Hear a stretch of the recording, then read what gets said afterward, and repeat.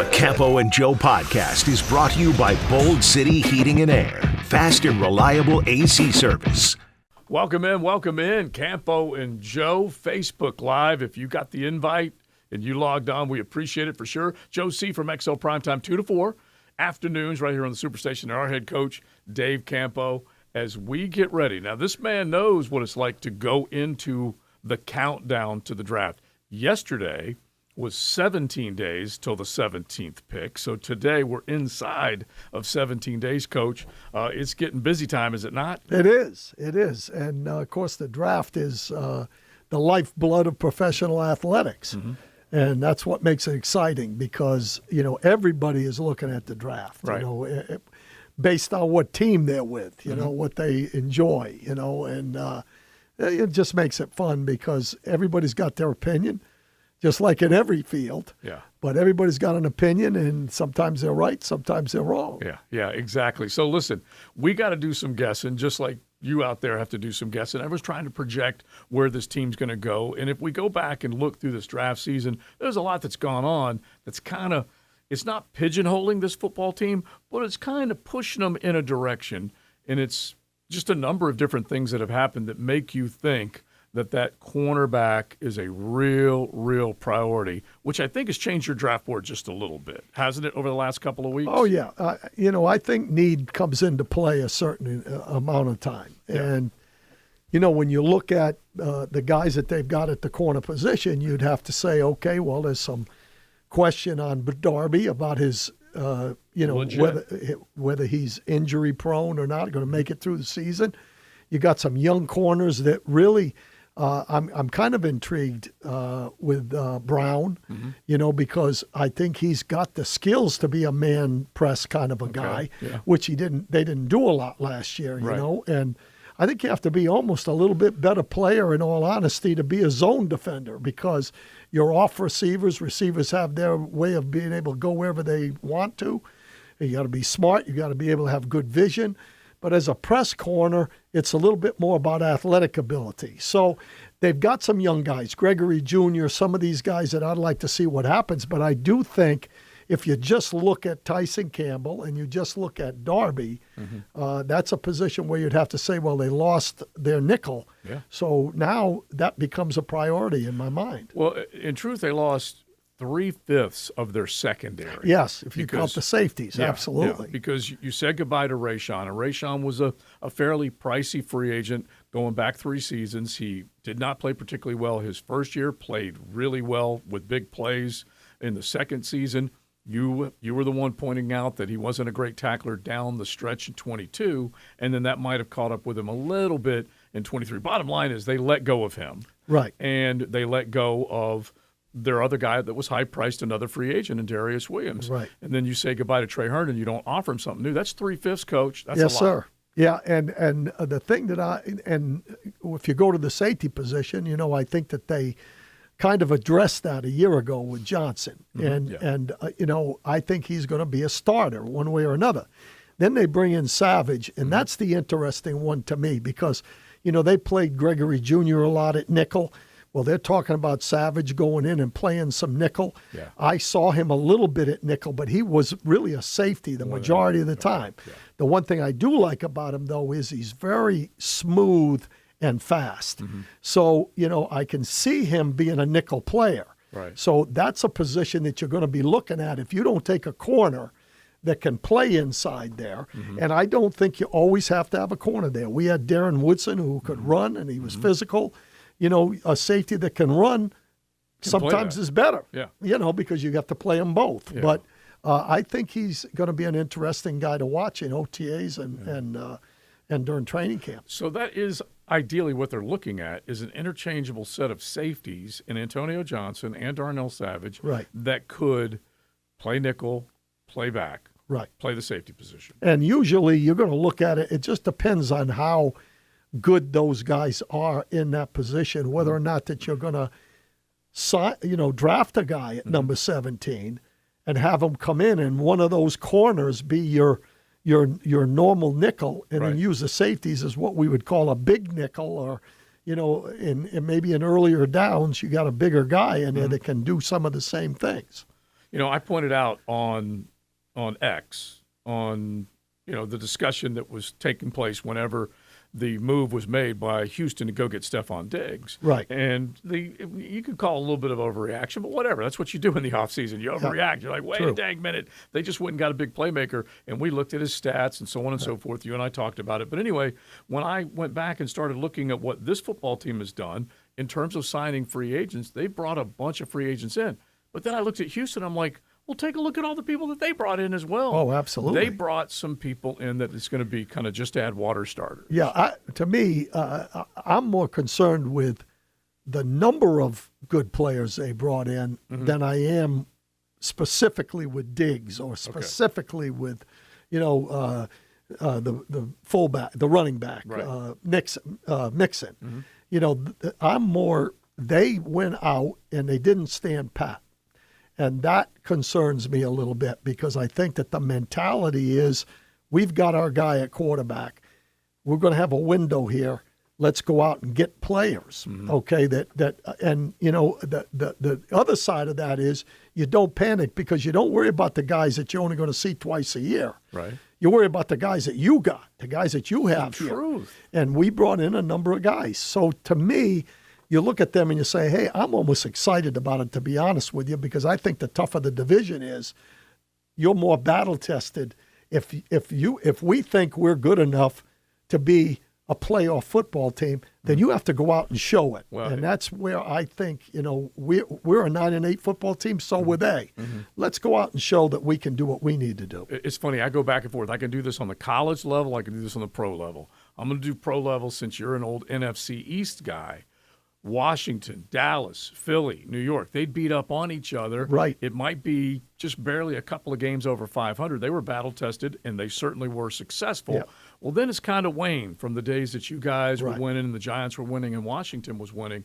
It's kind of waned a little bit. Then you go to the other side of it. The New England Patriots ruled the AFC East. Right. There was just lousy play from the Right. Jets, mediocre play from Miami, from Buffalo until they got Josh Allen. And flipping Tom Brady and the Patriots were on autopilot until they Right. got to the postseason. So there's really a couple different ways to look at Yeah, it. well, I look at it from the standpoint that in some ways, and maybe this is just my insecurities as a coach, okay? When you look at a division like we did last year, and everybody in America is talking about how easy it was going to be for us. I'm included. And now you go in and you don't have the same mindset as you do when you're playing for a national championship or a Super Bowl or whatever. Right. It's a different mindset, and it starts in the division. You have to win your division to have a shot to go forward. And you got to give the division respect. Absolutely. Yeah, you are right that it was a slap in the face. Right. It was humbling. It was all the other things that you want to say about it, Yep. but there's no question about it.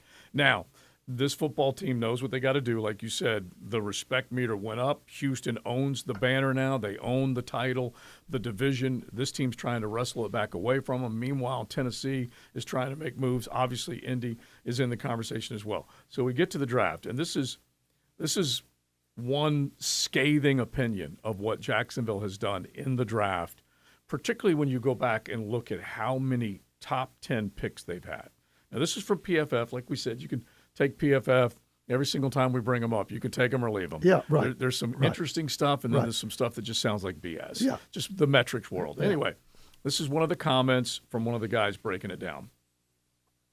They have selected 5 defensive linemen, only one of whom is still on the team, performing like first-round picks, Josh Allen.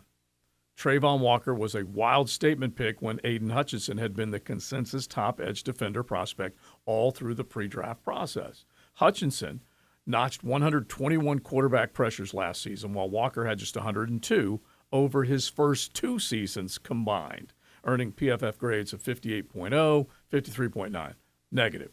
Jalen Ramsey was a home run pick, but the team then traded him away, while even Trevor Lawrence has yet to quite live up to his pre-draft billing as the best quarterback prospect to enter the league in a decade. So basically, they're taking a shot at what this football team has done, particularly with number 1 overall picks, top 5 picks, top 10 picks, which this team has lived in the top 10. Fair or unfair? Oh, I think it's fair. Yeah. I mean, I think when you look at the overall record of drafting here, Can't get away from it. has not been great over the years, and you'd have to say it's time that they hit on some people to get to the second contract guys, and that's where we've fallen away. And I'm not giving up on Strange. I'm not giving up on Bigsby. Certainly should. I think the Johnson kid's going to be a good pick. Washington has probably got a chance, the receiver, to be a decent pick from last year. But when you look at the guys that contributed, you got to be concerned that only the Harrison pick contributed, really. Johnson a little bit, but Harrison was really the only one. And you got to give Balky credit, even though I like to slam him from time to time. I know fans do. But the difference between starters now coming out of the draft versus what Dave Caldwell typically did year in and year out, it is an improvement, even though Bigsby and Brenton Strange and these guys were not good last year. Right. But if you go back, Coach. The Campo and Joe podcast is brought to you by Bold City Heating and Air. Fast and reliable AC service. You go back to the 21 draft. Trevor Lawrence, no brainer. Right. Travis Etienne, Yep. Tyson Campbell, Yep. Walker Little, Andre Sisco. Luke Farrell is still here. Yeah. So those are guys that all, even Walker Little's in a contract year, has got a chance to prove himself. Right. But if you go back before that, holy smokes. Okay, you go back to Josh Allen's draft. Josh Allen is still here. Jawan Taylor's gone. He got paid a big amount of money. Totally get it. This team wasn't going to do that. Josh Oliver gone. Quincy Williams turned into a good player up in New York. Raquel Armstead gone. Gardner Minshew, we know what kind of living he's made since then, since he was here. On Dontavius Russell. Bottom line is, you got one cat still wearing the teal and black from the 2019 draft, 2018 draft. They're all gone. Taven Bryan, DJ Chark, Ronnie Harrison. You can go on and on and on. The only guy they have from that draft, you ready, Coach? Logan Cook. Yeah. So they have one from 18, one from 19, three, is it three or two? Two from the next draft. Because gone is C.J. Henderson, gone is Calevon, gone is Visca. Yep. They still have Devon, gone is Ben Barch, gone is Josiah Scott. They still have Shaq Quarterman and Daniel Thomas. So that's five over a 3-year period of drafting. Yeah. I mean, obviously. That's horrible. Yeah. Well, starting with what you said with Etienne and Trevor, Yeah. I think it's been better. But the reason that we went out 2 years ago and got all those free agent guys is because of failed drafts in the past. Had to. I'm surprised, though, that we might have estimated who we were 2 years ago and stood pat this past year. And, and then we really only hit on Harrison so far out of the draft that year. Right. So to me, this is a big year. To me, I think they made the football team better with the guys they brought in free agency, but now they have to cap it off with a good draft this year, in my mind. And we do sound like we're preaching from time to time. Campo and Joe, we like to preach a little bit, but you got to be well coached. Yep. And this team has gone through some bad drafts, but they've also gone through some lousy coaching staffs too. And as good as a job this coaching staff did to turn things around in 22, they fell off in 23. So they are charged once again with doing a better job coaching. Yeah, and I'll tell you, to be honest with you, it's a little bit of an indictment on Doug because, you can say whatever you want about Trent Baalke as far as drafting guys, but, he picked his staff. Right. And whenever you get rid of an entire coaching staff off one side of the ball, you made a mistake. I mean, sometimes you might lose a guy here or there because you don't think he's doing a great job. But when you get rid of the whole group, there's a little bit of an issue. I just look at that kind of like one of the things in the NFL that you don't have the opportunity to do, like you do on the college game, is that you can't just get a guy if you can't get your guy.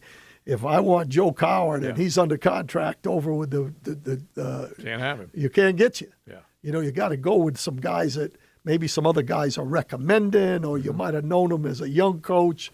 You haven't worked with him in a while, those kind of things. And I think that's a difficult. I've been through that. Yeah, exactly. I I had to get rid of an offensive staff. Yeah. And so, I made the same mistakes. There's some issues there. Yeah, you believe, you trust, you feel like the plan's there. You want to give someone a shot to prove themselves. Unfortunately, when they don't prove themselves, it comes back on you. Absolutely. It reflects poorly on you. Unfortunately, there's no getting away from it. But, yeah, I do agree that Doug probably had a little bit of a come-to-Jesus meeting in a football world with himself. Like, Yes. I'm going to lose my job if I don't do something about what these guys are doing. Well, with he their made a job. decision in my mind that he could fix what was going on offense. Yeah. And we'll find that out. Yeah. But on defense, he felt that it was too far gone for him to have influence himself. He needed a new direction. All right, so let's talk about that 17th pick overall. And this is kind of an interesting exercise that I was looking at. And this is a group of scouts on one of the websites that's come together, and they've given out their draft grades. And Coach hopefully will be able to explain to all of us kind of where you're at with these draft grades. But just as a rule, they came up with a numbering system that could be as high as 10. And they went through and they put Marvin Harrison as the number 1 overall prospect, 9.7. What's interesting is the next guy with a 9.3, actually 2 guys with 9.3, Brock Bowers of Georgia, Right. the tight end, and Drake May, the quarterback, 9.3 with the rankings. Then they go down the line. Caleb Williams, just a decimal point back. Joe Alt, a 9. Odunze, 8.9. They go through a handful of these guys. So before I get to maybe the pack at 17, if we were to go from 8.8 to 8.5, how much different is that player-wise? How much less of a player are you getting? And again, this is just your draft grade. Not much. Right. Okay. To me, the whole thing is it would not surprise me in the least if Marvin Harrison wasn't number 1 on 20 draft boards. Yeah. But the quarterback position overrides that position if you need one. Mm-hmm. That's the way it goes, right? Well, it's kind of the same thing. When you give a guy a draft grade of an 8.5 or an 8.3, all of the 8s are going to be pretty good football players. And I don't know what their drafting system is, but if I look at ours, they probably give 8s as a first-round grade, 7s as this guy might be a guy that can be a starter in a couple of years. It goes down the line. Yeah, me. like as an example, at 24, you see it drop below 8. Yeah. Which is kind of your rule. That's what I say. When you get to numbers, to me, most of the draft boards are not going to have, unless it's a very unusual year. Yeah. Most of the draft boards are not going to have. I'm going to say, I'm even being over the top saying 20. Okay. A lot of them only have 16 or 15 guys with what they would say are they feel that guy has all the tools to be a definite hit in those first 15. And then the other guys, they start to come together. The difference between 8.3 and 7.9 is not very much. Okay. That's what I'm curious about because, like, I always would think 2 out of the 2/3 of the draft in the first round, 24 out of 32, would have the potential, 3/4, however you want to describe this, would have the potential to be a big star. And I like to look at that cutoff around, say, 21, 22, like a Justin Jefferson. Yeah, I think you're right. I mean, in other words, I say 16, but it could be 21 the year he comes out or whatever. It just, to find 31 guys that you say, or 32 guys that you say, these guys are legitimate, take them, he starts for you, you move forward. They're just not there most of the time. All right, so let's hit the Jags and just spend a little bit of time on this.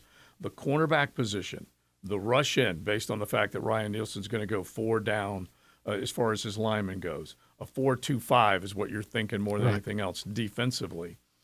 End, corner. You can throw the lineman in there. You can throw the receiver in there. I throw the defensive tackle in there. But these are guys, Coach, that are all around that 8.4, okay? And then they start to go down to 8.1, right around where Jacksonville is selecting, okay? So Latu, the defensive end from UCLA, 8.4, same grade for J.C. Latham, the lineman out of Alabama, same grade for Dallas Turner, the edge, probably not going to see him. Kool-Aid McKinstry, another Bama player. Coach, that's 3 Bama players that are 8.4 right there. Dang, Nick, kicked butt. Yeah. And then you go to Troy Fatanu, 8.3 interior offensive lineman is where they see him early. And then Byron Murphy, Brian Thomas are 8.1. So I'm just going to let you look at that. So what would you fight with in terms of making a decision? I like the grade. I like the player. I have the need. How do you wrestle with those numbers? Well, to me, the difference between 8.4 and 8.1 is not a lot. Not much, right? So I'm going to look at that, and I'm going to say, let's say in that situation, if there were that many guys at that spots in the draft, I would consider backing up.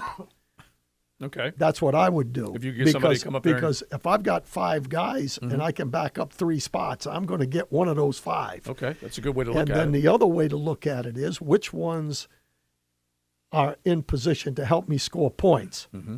And that's why, to me, when you look at those things, the offensive tackle. Right. The Fatanu selection. Because if these are the guys, I'm just saying, I don't know if those are the guys. I'm just saying that's what they have. Yeah. The offensive tackle is one of those guys. The receiver is one of those Brian guys. Thomas. When I say the offensive tackle, because you're protecting the guy that's going to win the game for you. Heck yeah. The receiver. And then, from there, it kind of goes to which one services my need. Mm-hmm. And that might be corner. It might be McKinstry. It might be whoever, they have in that position. Mm-hmm. And then the defensive lineman, you win up front.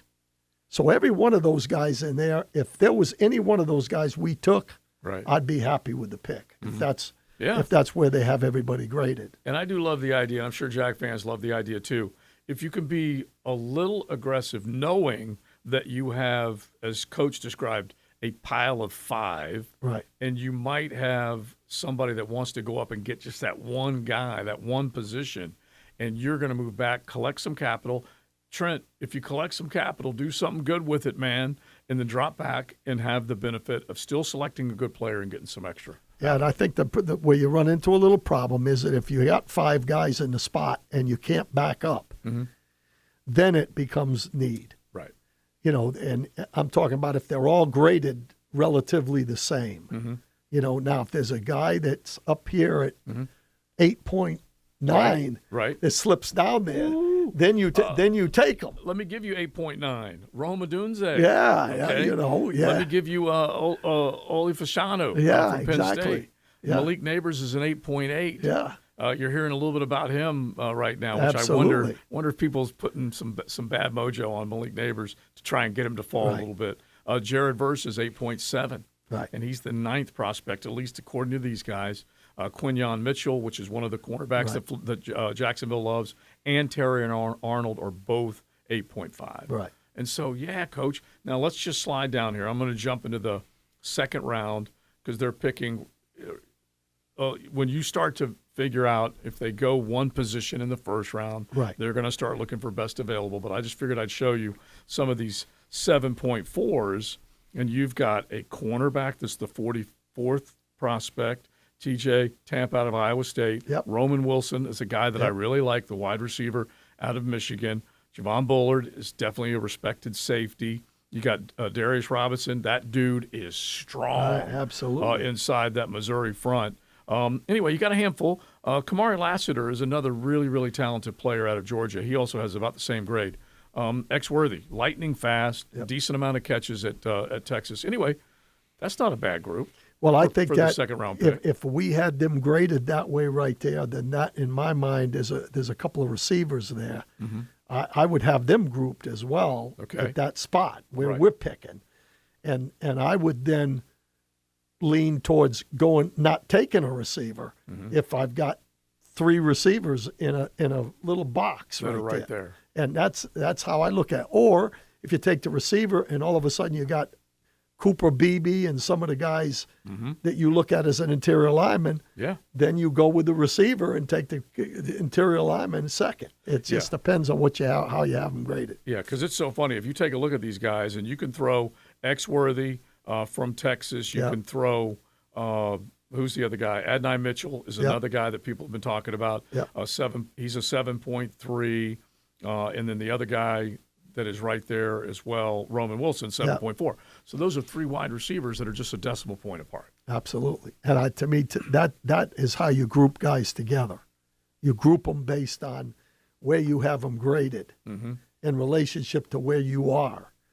And, as a lot of the trades that are made, for example, are based on, I'll trade with you if you're not taking my guy. Yeah. And then you say, so tell me who you're taking. Yeah, Brandon. You got it. That's a handshake. Yeah. I'm not going to take your guy. Tell me who you're taking, and then we'll make a deal. Yeah, don't hose me. Yeah. This was the Brandon Bean Balky conversation. Correct. Remember? Correct. With the Brenton Strange deal. Strange, right. Yeah. And he goes, well, it's a playmaker. Yeah. Not a big man. Yeah. And so he wasn't going to give everything away. Yeah. But the bottom line is that's what they did. Right. And so if you're looking at this football team, and this kind of goes back to our discussion as we'll wrap up our discussion today, is that you have brought a number of free agents in to take up starting spots. You have basically renewed, I think I had the number, 4 starters on the offense, about 6 or 7 starters on the defense that are here. And the other ones, you've already dropped in offensive and defensive free agents to come in here and start.